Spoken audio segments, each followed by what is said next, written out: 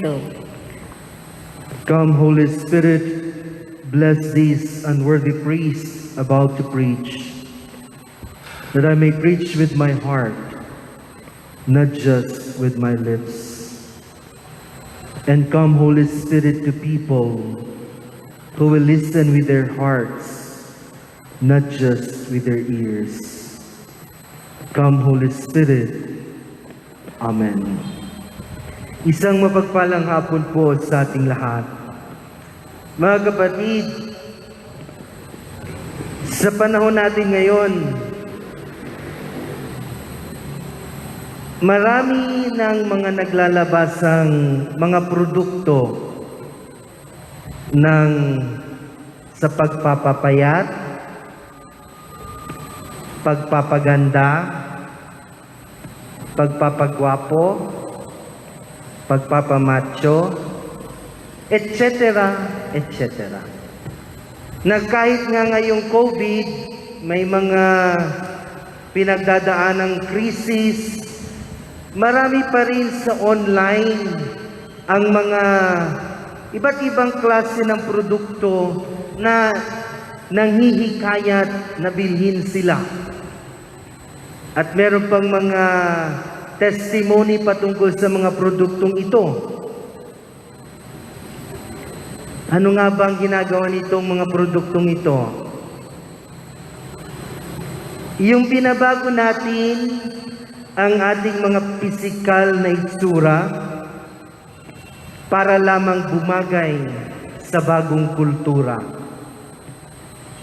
Ang trend ngayon, kultura ngayon, lalo na sa mga millennials, ay gusto lang talaga nilang pumuti. Kung ano ang idol nila, yun din ang gagayahin nila. Kaya naglilipa na. Kahit nga mali ang address, binibili pa rin. Yun, pinasara. Dahil nga, hindi tama. Mga kapatid, hindi masamang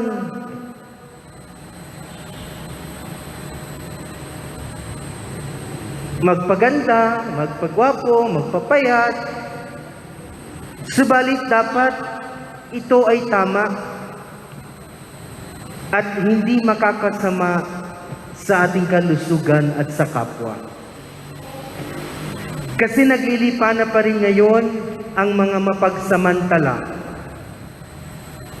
May pandemya na, nananamantala pa rin.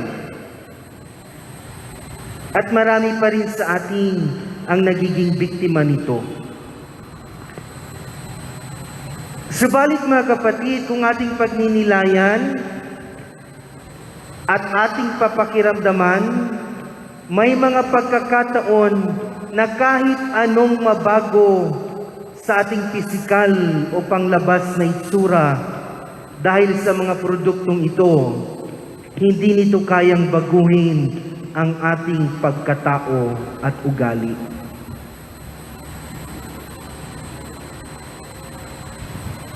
We can always wear masks. Pwede tayong magpanggap. Pwede tayong magpaputi. Pwede tayong magpapayat. Subalit ang tanong, yung maitim na budhi mo ba pumuputi kapag ikaw ay umiinom ng pampuputi? Yung pagiging swapang, yung pagiging makasarili, pag uminom ka ng pampapayat, pumapayat din ba? Ang kaya ng mga produktong ito, baguhin ang ating pisikal na kaanyuan. In fact, mga kapatid, walang produkto ang makakapagbago ng ugali ng tao. Yung parang pag sinabi nating gluta, ibig sabihin, pampaputi. Pag sinabi nating make-up, mga surgery tulad ng liposuction, pampabeauty. Pero, hindi pampabuti ng ugali. At ito ang narinig nating paalala sa atin ni Jesus sa Ebanghelyo. Practically and literally speaking, tama nga naman si Jesus. Madalas ang tinitingnan natin dapat malinis ang panglabas. Pero ang tanong, yung sa loob ba natin malinis din?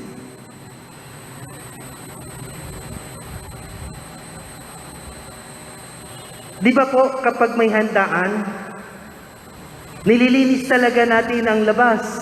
Kubyertos, baso, kutsara, tinidor, plato. Dahil gusto nating kaaya-aya.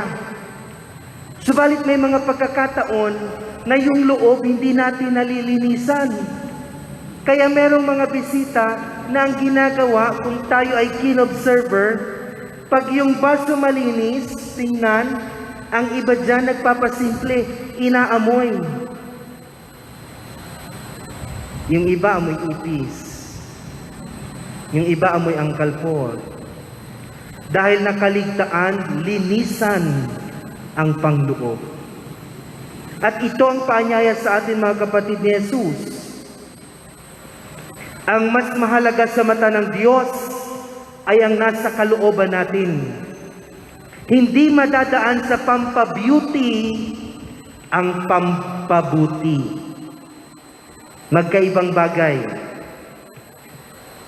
Para tayo ay maging mabuti at mabeauty, kailangan simulan sa ating kalooban.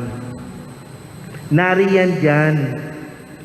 At ang tanging produkto na makakapabeauty at makakabuti sa atin ay ang katotohanan, hustisya, pagmamalasakit, pagmamahal, at katapatan sa Diyos. Sa kultura na ating ngayong nararanasan, sa krisis na ating pinagdadaanan, meron pa rin ilang taong nasa posisyon, nasa puder na kung saan pampakitang gilas lamang ang ginagawa. Nariyan yung pagbabalik o pagsulong nila ng death penalty.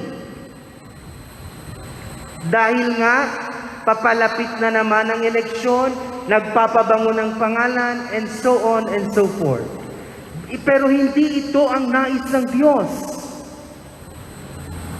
Ang nais ng Diyos ay panibagong pagkakataon ang ibigay dahil lahat tayo ay nagkakasala.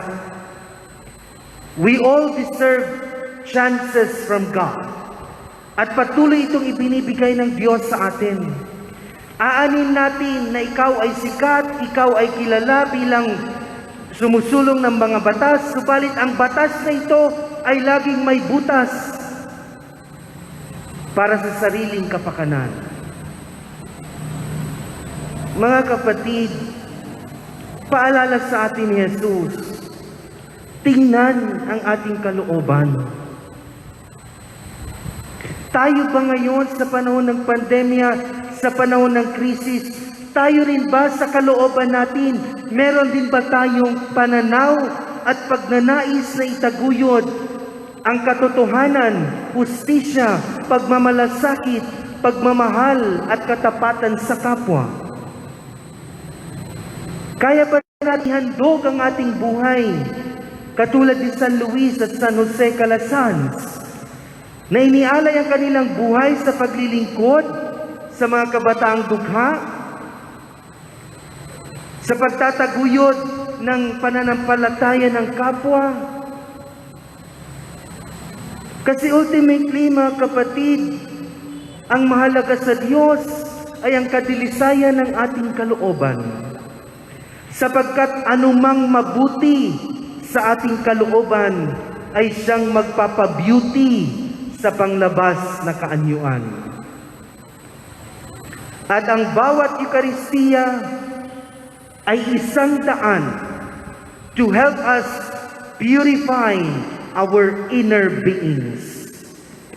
Dito sa hapag ng Diyos, ang bawat isa sa atin, tayong naririto physically, Kayong nariyan, nakikiisa sa FB Live.